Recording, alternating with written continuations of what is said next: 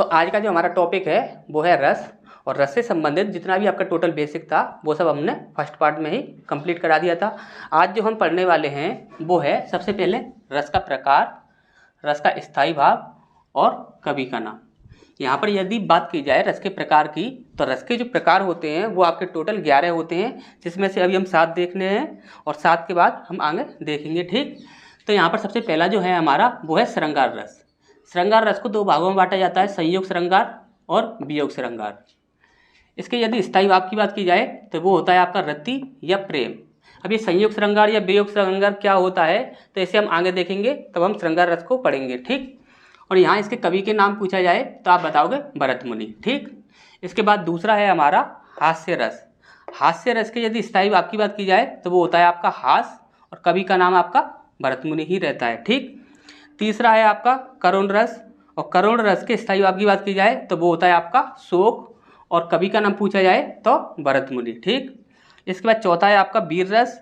वीर रस का स्थायी भाव उत्साह होता है, और इसके कवि का नाम पूछा जाए तो वो आपका सेम रहता है भरत मुनि। ठीक, इसके बाद है आपका पांचवा रौद्र रस।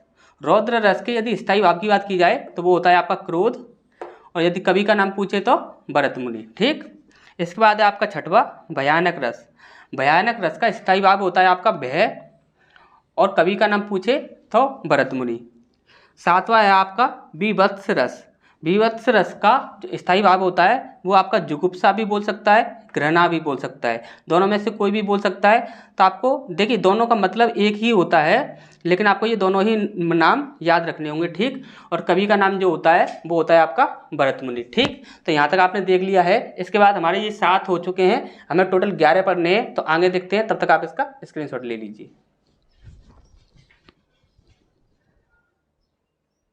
इसके बाद नेक्स्ट है हमारा 8वां होता है आपका अद्भुत रस, जिसका स्थायी भाव होता है विस्मय या आश्चर्य। ठीक, कवि का नाम पूछा जाए तो बताओगे आप भरत मुनि। ठीक, इसके बाद 9वां होता है आपका शांत रस।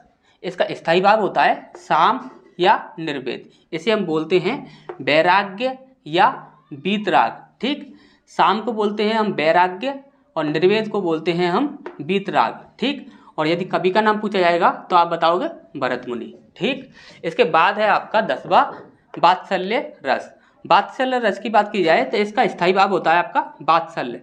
वात्सल्य में क्या होता है, संतान विषयक रति। देखिए रति जो होता है वो आपका प्रेम होता है, प्रेम को हम रति बोलते हैं या फिर भक्ति को रति बोलते हैं। ठीक, तो भक्ति या प्रेम दोनों को ही रति बोला जाता है। ठीक, इसके बाद यदि कवि का नाम पूछा जाए तो कवि का नाम होता है आपका विश्वनाथ। ठीक, इसके बाद है आपका 11वां भक्ति रस। भक्ति रस को अनुराग बोला जाता है स्थायी भाव, और इसका जो अनुराग का मतलब जो होता है वो होता है आपका देव विषयक रति, यानी कि देवताओं के प्रति जो आपका प्रेम है, भक्ति भाव है, वो यहाँ पर दर्शाया जाता है। ठीक, इसके जो कवि का नाम होता है वो होता है गोस्वामी। ठीक, यहाँ पर आपको इंपॉर्टेंट पॉइंट याद रखना है, आपसे पूछा जाता है कि 10वां रस कौन सा है या 11वां रस कौन सा है, तब आप बताओगे वात्सल्य रस को 10वां और भक्ति रस को 11वां रस माना जाता है। ठीक, यहाँ पर यदि बात की जाए तो भरत मुनि की, तो भरत मुनि ने शुरुआत में सिर्फ और सिर्फ 8 रसों का ही वर्णन किया था। उसके बाद 9वां आपका जोड़ा जाता है शांत रस। इसके बाद उन्होंने 10वां और 11वां इन दोनों का कोई भी वर्णन नहीं किया था। तो ये चीज़ आपको अच्छे से समझ आ गई होगी। इसके बाद जितने भी हमारे रस हैं उनको हमें एक एक करके इन डिटेल समझना होगा, तो उन्हें समझते हैं, तब तक आप इसका स्क्रीनशॉट ले लीजिए। तो अब हमें पढ़ना है, सबसे पहला है हमारा श्रृंगार रस। श्रृंगार रस क्या होता है यदि ये पूछा जाए तो जब नायक और नायिका के मिलने या बिछड़ने का वर्णन हो तो वहाँ पर श्रृंगार रस होता है। श्रृंगार रस को 2 भागों में बांटा जाता है। ए होता है संयोग श्रृंगार, बी है आपका वियोग श्रृंगार। इस प्रकार से इसे 2 भागों में बांटा जाता है। संयोग श्रृंगार जो होता है वो क्या होता है, जिस काव्य में नायक और नायिका के मिलने का वर्णन होगा, जिस काव्य में नायक और नायिका के मिलने का वर्णन होगा वहाँ होगा आपका संयोग श्रृंगार। यदि किसी काव्य में नायक और नायिका के बिछड़ने का वर्णन है तो वहाँ पर आप बताओगे कि ये वियोग श्रृंगार का उदाहरण है। ठीक, इसके बाद यहाँ पर इसके कुछ एग्जाम्पल लिखे हुए हैं जिसमें आपको पहचान करनी है कि संयोग श्रृंगार क्या होगा और वियोग श्रृंगार क्या होगा। तो इसकी पहचान करने के लिए जैसे कि यहाँ पर एक एग्जाम्पल रखा है, बतरस लालच लाल की मुरली धरी लुकाए, सौ करे बोहनी हंसे दैन कहे नटी जाए। ये आपका बिहारी लाल जी का है। यहाँ पर आप देखोगे तो यहाँ पर संयोग श्रृंगार होता है, और संयोग श्रृंगार कैसे होता है तो ये चीज़ आप समझिए। जैसे कि यहाँ पर ये जो आपका एग्जाम्पल है इसका अर्थ होता है, जैसे कि जब श्री कृष्ण भगवान और राधा जी जब कभी भी मिलते हैं तो वहाँ पर क्या होता है कि श्री कृष्ण भगवान हमेशा ही क्या करते हैं कि मुरली बजाना स्टार्ट कर देते हैं। तो मुरली बजाना स्टार्ट कर देते हैं तो राधा जी जो थी वो उनसे बात नहीं कर पाती थी। तो यहाँ पर आप ध्यान से देखिए, बतरस लालच लाल की, यानी कि बात करने के लालच में, यानी कि जो आपकी राधा जी जो थी उन्होंने बात करने के लालच में मुरली धरी लुकाए। वो क्या करती हैं कि यदि ये बात नहीं करते हैं, मुरली बजाना स्टार्ट कर देते हैं, तो उन्होंने क्या किया कि बात करने के लालच में मुरली को छुपा दिया, मुरली धरी लुकाए, तो मुरली को छुपा देती हैं। अब क्या करती हैं, सौ करे बोहनी हंसे। जब श्री कृष्ण भगवान उनसे पूछते हैं कि मेरी मुरली कहाँ है, तो वो बोलती हैं कि मुझे नहीं पता कि आपकी मुरली कहाँ है, और वो क्या करती हैं सौगंध खाती हैं कि मुझे नहीं पता, और क्या करती हैं बोहनी हंसें, यानी कि नैनों ही नैनों में, यानी कि आंखों ही आंखों में हंसती हैं। इस प्रकार से श्री कृष्ण भगवान को पता लग जाता है कि ये जो मेरी बांसुरी है ये इन्होंने ही ली है। इसके बाद क्या है, दैन कहे नटी जाए। जब श्री कृष्ण भगवान अपनी मुरली वापस मांगते हैं कि दे दो, मुझे पता है कि आपने ही ली है, तब वहाँ पर क्या होता है कि दैन कहे नटी जाए। जब देने के लिए बोलते हैं तो मना कर देती है कि मेरे पास नहीं है। ठीक, इसी प्रकार से ये आपका दूसरा एग्जाम्पल है, निशिदिन बरसत नैन हमारे सदा रहती पावन ऋतु, हम पे जबते श्याम सिदारे। ठीक, जैसे कि ये जो आपका पहला वाला जो एग्जाम्पल था ये आपका संयोग श्रृंगार का था। ठीक, अब यहाँ पर ये जो एग्जाम्पल है ये आपका वियोग श्रृंगार का है। किस प्रकार से है तो देखिए, यहाँ पर क्या बोला है, निशिदिन बरसत नैन हमारे सदा रहती पावन ऋतु, हम पे जबते श्याम सिदारे। ये जो घटना है ये घटना उस समय की है जब यशोदा मैया को पता लग जाता है कि श्री कृष्ण मेरा पुत्र नहीं है, वह देवकी का पुत्र है। तो वह जब श्री कृष्ण देवकी के पास चले जाते हैं तब क्या होता है कि वहाँ पर गोपियाँ जो थी वो इस वर्णन को करती हैं, जैसे कि निशिदिन बरसत नैन हमारे, गोपियाँ कहती हैं कि सदा हमारे नैन जो हैं बरसते रहते हैं, हम सदा रोते रहते हैं।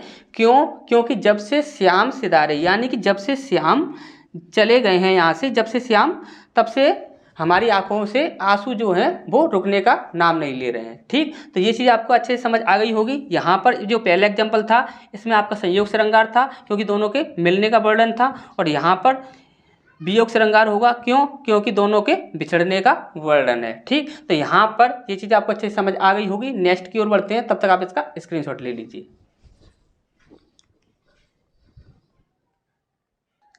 इसके बाद दूसरा होता है हमारा हास्य रस। हास्य रस क्या होता है, जब किसी काव्य को पढ़कर या सुनकर हंसी आए तो वह क्या कहलाएगा, आपका हास्य रस। ठीक, इसका स्थायी भाव हास होता है। ठीक, अब यहाँ पर ये 3 एग्जाम्पल हैं। देखिए, किसी भी काव्य को यदि आप पढ़ रहे हो या सुन रहे हो, उससे आपको यदि हंसी आती है तो वहाँ पर आपका क्या होगा, हास्य रस। ठीक, तो यहाँ पर ये एग्जाम्पल है, जैसे कि बुरे समय को देखकर गंजे तू क्यों रोए, किसी भी हालत में तेरा बाल न बाका होए। ठीक, इसके बाद नेक्स्ट एग्जाम्पल है हमारा, सीरा पर गंगा हंसे भुजानी में भुजंगा हंसे, हास ही को दंगा भयो नंगा के ब्याह में। ठीक, इसके बाद आपका तीसरा एग्जाम्पल है, मैं ऐसा महावीर हूँ पापड़ को तोड़ सकता हूँ,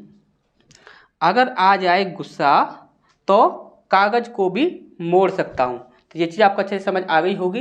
यदि किसी भी काव्य को पढ़कर या सुनकर यदि आपको हंसी आती है तो वह हो जाएगा आपका हास्य रस। ठीक, तो ये चीज़ आपको अच्छे से समझ आ गई होगी। नेक्स्ट की ओर बढ़ते हैं, तब तक आप इसका स्क्रीनशॉट ले लीजिए।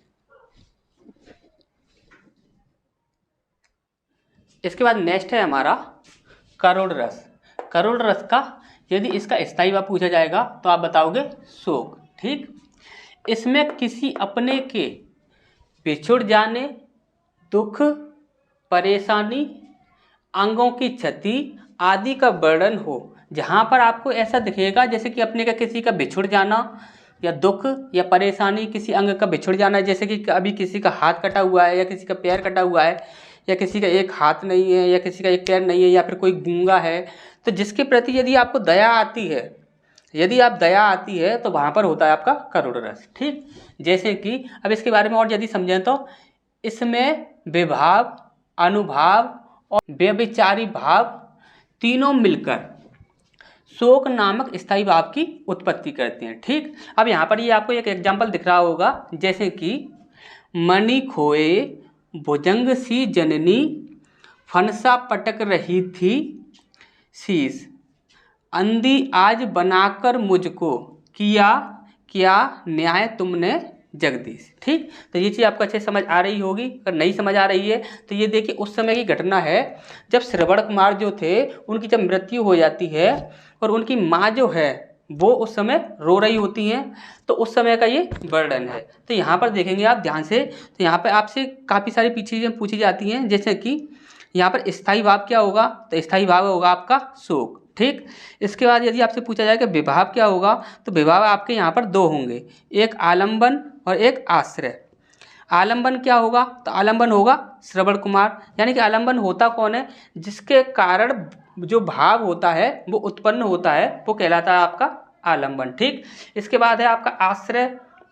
तो आश्रय क्या होता है, तो देखिए आश्रय वो होता है जिसके मन में जो भाव है वो ठहर रहा है। अगर ये चीज़ें आपको यदि समझ ना आ रही हो तो आपको यहाँ पर डिस्प्ले पर ही एक वीडियो दिखेगा, आप उस वीडियो को देख लीजिएगा, ये सारी चीज़ें इन डिटेल में आपको सारी चीज़ें समझ आ जाएंगी। ठीक, तो यहाँ पर क्या होगा, श्रवण कुमार होगा आपका आलंबन और आश्रय होगा आपका पाठक या पढ़ने वाला बोल सकते हैं, या फिर यहाँ पर ये भी बोल सकते हैं कि आश्रय जो होगा वो कौन होगा, उसकी माँ होगी। ठीक, इसके बाद है आपका अनुभाव। अनुभाव क्या होगा, सर पटक पटक कर रोना, ये आपका क्या होगा, अनुभाव होगा। और संचारी भाव होगा आपका स्मृति होगा, विस्माद होगा, इस प्रकार से आपके और भी हो सकते हैं। ठीक, तो ये चीज़ें आपको अच्छे से समझ आ गई होंगी।